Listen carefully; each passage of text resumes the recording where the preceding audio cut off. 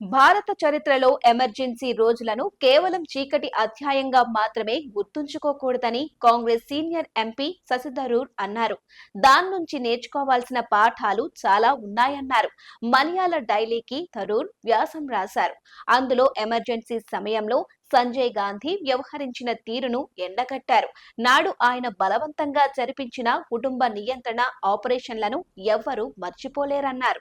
1975 June 25 నుంచి 1977 మార్చి 21 వరకు దాదాపు 2 ఏళ్ల పాటు దేశంలో ఎమర్జెన్సీ విధించారు. నాడు క్రమశిక్షణ కోసం చేపట్టిన ఆ చర్యలు మాటల్లో చెప్పలేని క్రూరత్వానికి దారితీశాయి.